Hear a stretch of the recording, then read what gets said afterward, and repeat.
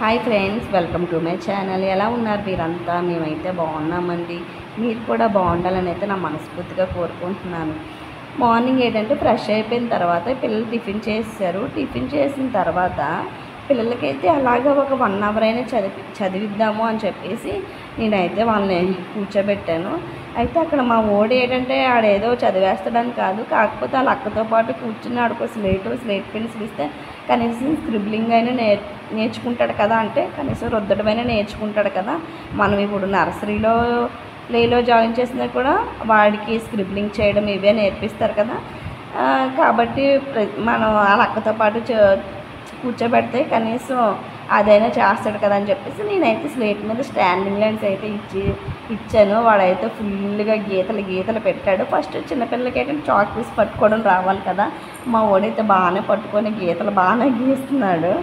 ఇంకా అంటే నా చదువు నేనేం పెద్ద హైయర్ స్టడీస్ అయితే ఏం చేయలేదు. అంటే నా పిల్లలకి నేను చదువుకునే అంత వరకు అయితే నేనైతే చదువుకున్నాను.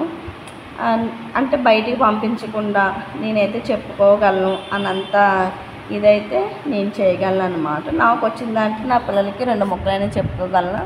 ఇంకా ఏదైనా డౌట్ ఉంటే ఫోన్స్ ఉన్నాయి కదా, ఫోన్స్లో అయితే చూసి నాకు ఏదైనా తెలియకపోయినా కూడా ఫోన్లో అయితే చూసి వాళ్ళకైతే చెప్పుకోగలను అన్నమాట.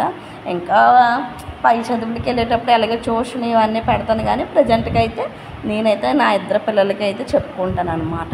ఇక్కడ అలాగా వాళ్ళకి ఒక పక్క చదువు చెప్పుతూ ఇంకా ఒక పక్క అయితే ఇంకా టైం అవుతుంది కదా అని చెప్పేసి వంటకైతే నేను ప్రిపేర్ చేస్తున్నాను అనమాట. ఈరోజు ఏంటంటే పప్పు, ఆనపకాయ.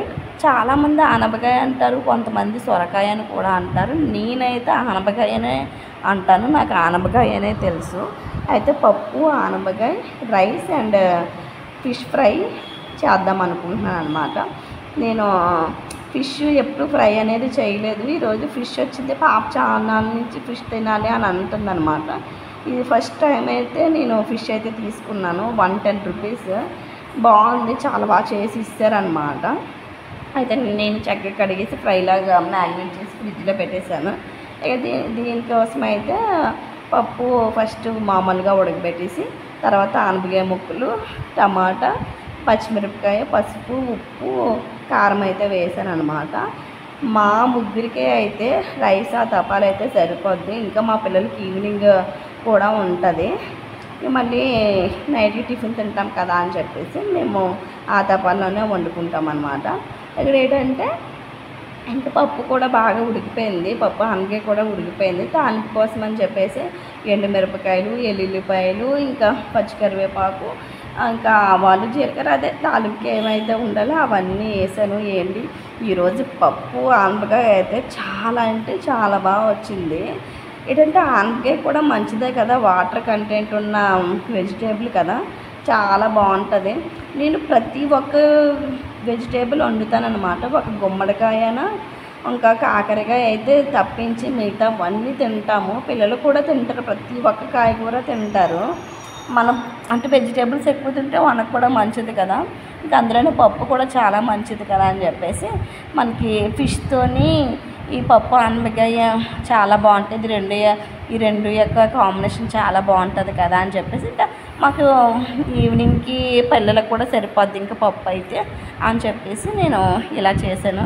టేస్ట్ అయితే చాలా అంటే చాలా బాగా వచ్చింది. అంటే ఫస్ట్ టైం నేను ఫిష్ ఫ్రై చేశాను కదా. నేను అంటే వంటలు రానలు అంటే నాన్ వెజ్ అయితే నాకు సరిగ్గా వండడం రాదు, అందులో ఫిష్ అస్సలు రాదు నాకు. ఇంకా చికెన్, మటన్ అయినా వండుతాను కానీ ఫిష్ అయితే అస్సలకి నాకు రాదనమాట. ఎందుకంటే అది బాగా వండకపోతే మొత్తం పాడైపోద్ది కదా అని చెప్పేసి నేను అసలు వండను. కాకపోతే ఏంటంటే ఫస్ట్ టైం వండినా కూడా నేను అనుకున్న దానికన్నా చాలా అంటే చాలా బాగా వచ్చింది. ఈ 2 ఆ పప్పు ఆనపకాయన ఇంక ఫిష్ ఫ్రై అయితే చాలా బాగున్నది అనమాట. రెండిటి యొక్క కాంబినేషన్ అయితే వేరే లెవెల్. ఇక్కడ పప్పు అయిపోయింది, తాలింపు పెట్టేశాను. ఇక్కడ ఏంటంటే ఫిష్ ఫ్రైకి అయితే నేను చేపలు అయితే ఫస్ట్ తీసుకున్నాను కదా, ఆవిడే చేసి ఇస్తారు. కడిగేసి చక్కగా నేను మళ్ళీ ఇంటికి వచ్చిన తర్వాత ఏంటంటే గల్లుప్పు ఉంటుంది కదా, ఆ ఉప్పుతో అయితే ఫిష్ని శుభ్రంగా క్లీన్ చేస్తాను. క్లీన్ చేసి ఒక 4-5 సార్లు అయితే క్లీన్ చేస్తాను.